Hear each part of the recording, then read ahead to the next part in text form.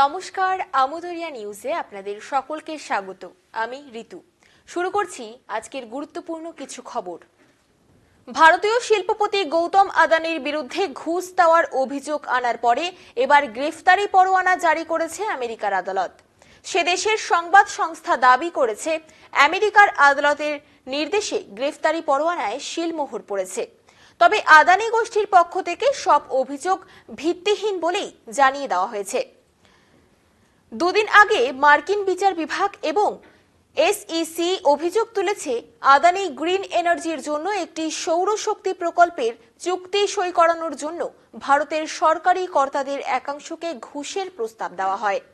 যেহেতু Adani green energy আমেরিকার বিনিয়োগকারীদের থেকে টাকা তুলেছে, তাই সেই দেশের আইন অনুসারে সেই টাকা ঘুষের কাজে ব্যবহার হলে সেটা শাস্তিযোগ্য অপরাধ। যদিও এই অভিযোগ ঠিক নয় বলে আদানি গোষ্ঠীর বারেই দাবি করেছে। আসছি পরের খবরে।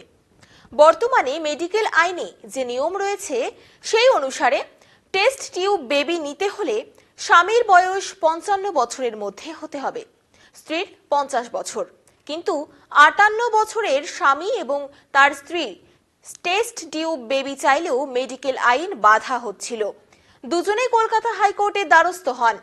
সম্প্রতি কলকাতা হাইকোর্টের বিচারপতি অমৃতা সিনহা 58 বছরের নিঃসন্তান দম্পতিকে টেস্ট টিউব বেবি নেওয়ার অনুমতি দিয়েছেন। বিচারপতি নির্দেশে জানান, রাজ্যের স্বাস্থ্য দপ্তর দম্পতিকে প্রয়োজনীয় সহযোগিতা করবে। আসছি পরের খবরে। এবার কেন্দ্রের প্রস্তাবিত ওয়াকফ বিলের বিরোধিতায় বিধানসভায় প্রস্তাব পাশ করাতে আসরে নেমেছে তৃণমূল কংগ্রেস। সম্প্রতি যৌথ সংসদীয় কমিটিতে বৈঠকে তৃণমূল সাংসদ কল্যাণ বন্দ্যোপাধ্যায় রক্তারক্তি কাণ্ড ঘটান। তার হাত কেটে যায় গ্লাস ভেঙে। একদিনের জন্য তাকে কমিটির বৈঠক থেকে সাসপেন্ড করা হয়।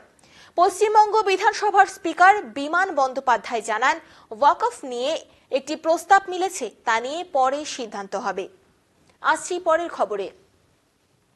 বৃহস্পতিবার মালদহের কালিয়াচকে এক 8ম শ্রেণীর ছাত্রের গুলিবিদ্ধ দেহ মেলে তার বাড়ির ছাদে। তদন্তে নেমে পুলিশ জেনেছে রিলস বানাতে গিয়ে গুলিবিদ্ধ হয়েছে ছাত্রটি। মৃতের নাম শামিউল ইসলাম। তার কাছে 7mm পিস্তল ছিল, তা থেকে গুলি চলে। শামিউলের বন্ধু সাফি আলীকে গ্রেফতার করেছে পুলিশ। দুজনে মিলে রিলস বানাচ্ছিল। সে সময়ে সাফি আলীর হাতে ধরা পিস্তল থেকে গুলি ছুটেছে বলে সন্দেহ পুলিশের। আসছি পরের খবরে। কুমারগ্রাম ব্লকের রায়ডাক, তুরতুরি খণ্ড, জয়ন্তী চা বাগান এলাকায় দিন দিন বাড়ছে ম্যালেরিয়ার জ্বরের প্রকোপ। ব্লক স্বাস্থ্য দপ্তর সূত্রে জানা গেছে এই এলাকাগুলিতে ম্যালেরিয়া জ্বরে আক্রান্তের সংখ্যা 300 ছাড়িয়েছে।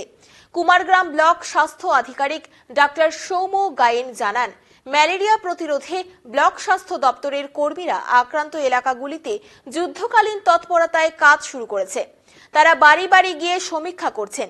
জ্বরে আক্রান্ত হলেই কাছাকাছি স্বাস্থ্য কেন্দ্রে গিয়ে রক্ত পরীক্ষা করানোর জন্য সকলকে বলা হচ্ছে। পাশাপাশি আক্রান্তদের চিকিৎসা চলছে। আক্রান্ত এলাকাগুলির বাসিন্দাদের স্বাস্থ্য দপ্তরের নির্দেশিকা মেলে চলার পাশাপাশি মশারি ব্যবহারের পরামর্শ দেওয়া হচ্ছে। ব্লক স্বাস্থ্য দপ্তরের পক্ষ থেকে ম্যালেরিয়ার ওষুধ ও মশারি বিলি করা হচ্ছে আক্রান্ত এলাকাগুলিতে। ম্যালেরিয়া প্রতিরোধে বাড়ির আশেপাশে যাতে জল না জমে সেদিকে নজর রাখার পরামর্শ দেওয়া হচ্ছে, কারণ ম্যালেরিয়ার বাহক মশাদের প্রজনন ক্ষেত্র এই জমা জল। ব্লক স্বাস্থ্য আধিকারিক জানান, পরিস্থিতি নিয়ন্ত্রণে আছে, উদ্বেগের কোনো কারণ নেই। আসছি পরের খবরে। অস্ট্রেলিয়ার পিচ সাধারণত যেমন হয় তেমনই, গতি আর বাউন্সের জয় জয়কার। তাতে 150 রানে অল আউট ভারত। জবাবে অস্ট্রেলিয়া ময়দানে নেমে বুমরার আগুন বোলিংয়ের মুখে ধসে পড়ল শুরুতেই। যোগ্য সঙ্গত করতে মোহাম্মদ সিরাজ আর হর্ষিত রানা। ফলে 7 উইকেট হারিয়ে মাত্র 67 রান করে তুলতে পেরেছে আয়োজক দেশ। প্রথম ইনিংসে ভারতের স্কোর টপকাতে আরও 83 রান চাই অস্ট্রেলিয়ার। এখন এই পর্যন্তই। পরবর্তীতে ফিরব অন্য খবর নিয়ে। ধন্যবাদ।